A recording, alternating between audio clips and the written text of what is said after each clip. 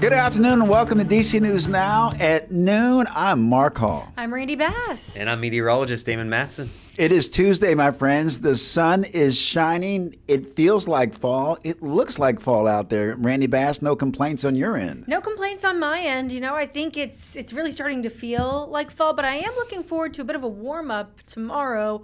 Damon, I think we are supposed to kind of maybe hit the 70s again. Maybe that kind of taste of late summer coming back into the picture. Yeah, and it's funny because we talk about 70s. We don't consider that all that warm when you think about how hot it does get in the summer, but in November, the 70s might as well be like the 80s and 90s. We don't see that very often, to say the least. Yeah, not the most exciting weather week, but still, you know, a big news week here in the DMV. We're tracking Virginia elections for you today, tracking day 35 now of the government shutdown. We've got a lot of headlines to get into during the noon hour today. And we know that weather can have an impact on election turnout. You know, early voting is one thing, but those who like to go to the polls, you know, the old school way of doing it, weather historically has had an impact. So today, not a bad day to hit the polls, Damon. No, not at all. And I talked about November weather, you know, not seeing the warmth all that often. And sometimes we can get that nasty weather where we get those storms bringing some of the heavy rainfall, the colder temps. And all in all, on this election day,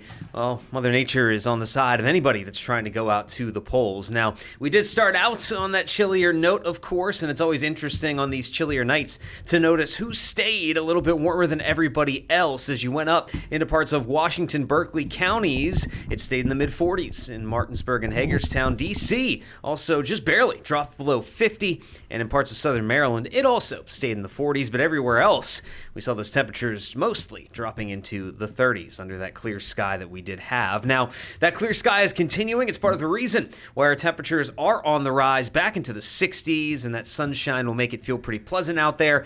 But we also have a bit of a breeze. That may be the one highlight to today's forecast. We're already seeing those westerly winds pick up to a steady 10 to 15 mile per hour pace, and on occasion we're going to see some stronger gusts. Not the strongest we've ever had, but still 20-25 miles an hour, not out of the question. So just breezy, but that'll help boost those temperatures a little bit with that wind direction coming out of the west. We'll see the mid-60s before the day is done.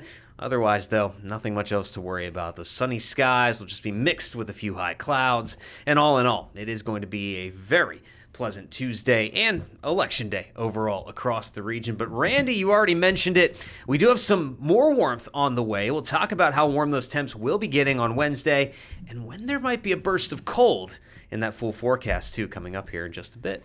All right, Damon, thank you. A nice day to go stand in line at the polls. Indeed, more on what's going on at the ballot box in just a moment. But now, Mark, we turn to some breaking news that came into our newsroom this morning. Former Vice President Dick Cheney, he died Monday night at the age of 84 of complications of pneumonia and cardiac and vascular disease. His family shared a statement with us saying that for decades, Cheney served our nation as White House Chief of Staff, Wyoming's Congressman, Secretary of Defense, and of course, we all know him as former President of the United States. He was in office from January 2001 through January 2009 and really defined the early 2000s in American politics, Mark. Yeah, Randy, a long resume of service. You mentioned, of course, he was our vice president under George W. Bush, the 46th vice president. You mentioned that.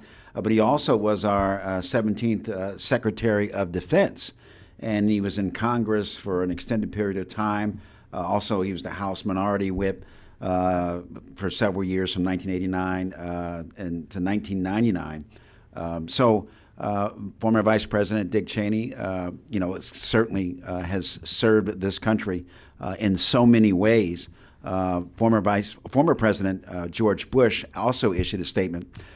He said, paid tribute to this late Vice President, and he said that Dick Cheney was a patriot who brought integrity, high intelligence, and seriousness of purpose to every position he held. Dick was a calm and steady presence in the White House amid national challenges. The president also wrote that I counted on him for his honest, forthright counsel, and he never failed to give his best. He held to his convictions and prioritized the freedom and security of the American people. Former Vice President Dick Cheney, dead at the age of 84. Yes, and a lot of Americans, when we think of Dick Cheney, we think of the invasion of Iraq. We think of, his influence in shaping American foreign policy in the early 2000s, along with diplomacy during the early 2000s. His vice presidency was really defined by the war on terror after the 9/11 attacks, and even during part of their time working together, George W. Bush and Cheney operated sometimes from different locations to try and keep each other safe in case of any follow-up attacks or assaults on our nation's leadership. We also saw former Vice President Cheney support his daughter Liz Cheney during her political ambitions not that long ago. And he also said, he was not a fan of President Donald Trump. In a TV campaign ad for his daughter, he even called the president a coward, saying that he tried to steal the last election using lies and violence to keep himself in power after voters had rejected him. He also went on to say, that he would be voting for Kamala Harris last year in the election. I think if you talked to, Americans 25 years ago and told them that Dick Cheney would one day be voting for a Democrat, I think that they probably would not have believed you. Yeah, no, I mean, he was, as the president said, he was a man of his convictions. And I remember after the September 11th attacks, Randy, you have to keep in mind that was new, to have an attack on American soil. So there was no playbook. There was no response.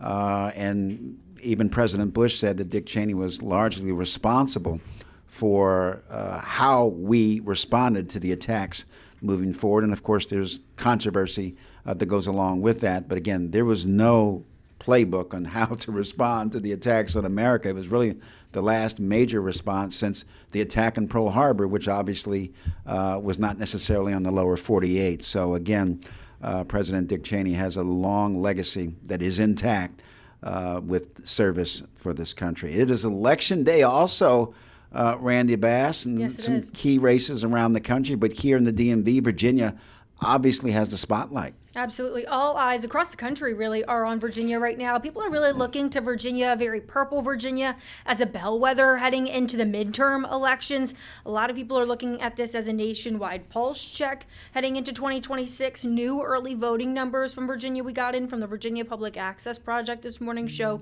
more than 1.4 million Virginians have already cast their ballots in early voting. That's about 20% more voters than we saw during the last gubernatorial election. So just shows that voter turnout for this, off-year Virginia gubernatorial election is really going to be big. We saw polls that came in on Monday that showed Democratic candidate Abigail Spanberger leading her competitor, Winsome Earl Sears, Republican candidate, by about 11 points.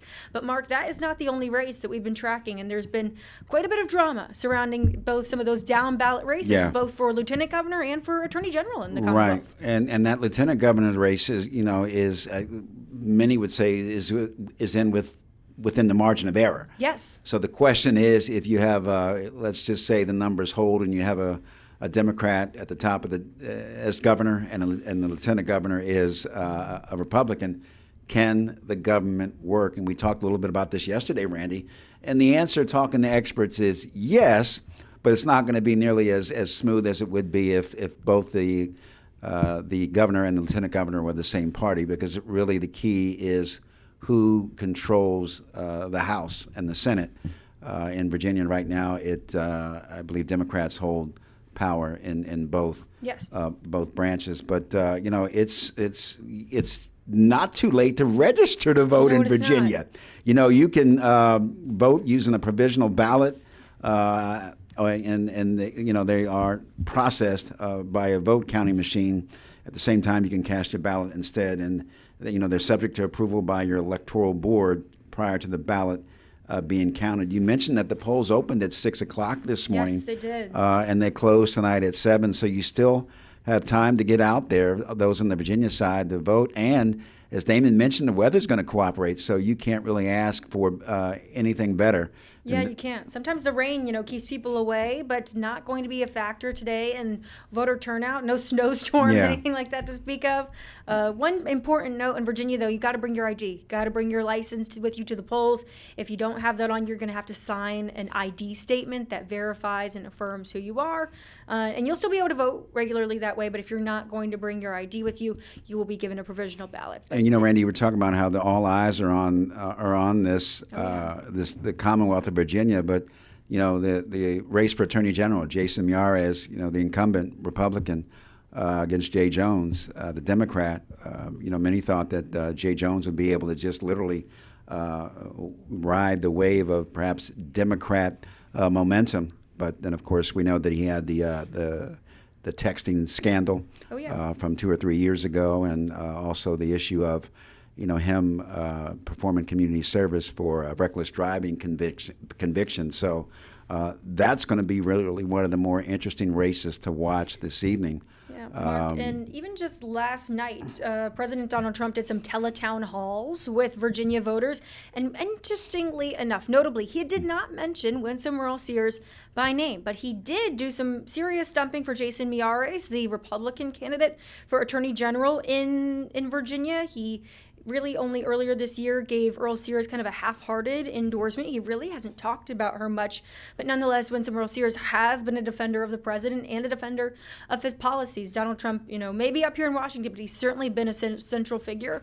in this Virginia race. And Virginia obviously is sort of like divided into 3 sections. Yes. We know that Northern Virginia, purple if not blue, but we know that there's also a large group of federal employees impacted by the current shutdown. So you just wonder where the president's endorsement will have a stronger impact, perhaps in the middle part of the state and in the southern part of the region, near Richmond, where you have a lot of state employees who are not affected by the current shutdown. So this race is going to be interesting. Again, those polls close at 7. Those numbers are going to come in soon after that. And all eyes, certainly in the region and around the country, are on Virginia. And there are also some other states that President Trump has also weighed in on. I think New Jersey has a big gubernatorial race as well. And the president has also taken some interest in the race for mayor in New York City. Oh, yeah. There's been a lot of talk around Zohran Mamdani, around Cuomo, around Sliwa. So I really think that that's something we're going to be tracking tonight. And most importantly, here at home, here at DC News Now, you can watch it all with us. Starting tonight at 7 p.m., we've got special election coverage that gets underway right at 7 p.m. Be sure to tune in and join us for that.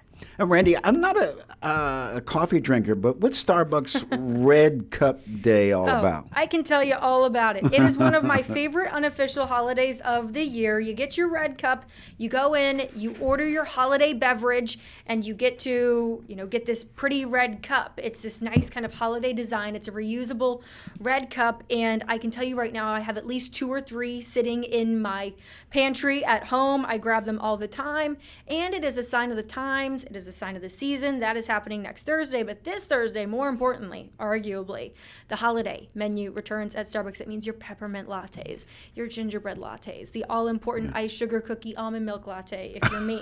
But no, I am really excited for the holiday menu to come back if you can't tell. Mark, if you don't know, Randy and Shanika, who is obviously not here at the moment, but they love their Starbucks. This is very important. Yeah, no, there's no doubt about it. Under the intensity and the enthusiasm of her talking about this red cup today. Because, see, Randy, you have to understand, I'm that guy that goes to Starbucks and orders hot chocolate. I'm him. Hey, no hate. And I get the stares. It's like, wait a minute, this isn't really the place for that. But I'm the guy that will order the hot chocolate at, of all places, Starbucks. But anyway, you're watching DC News Now at noon. Stay with us. We'll be back in 2 minutes.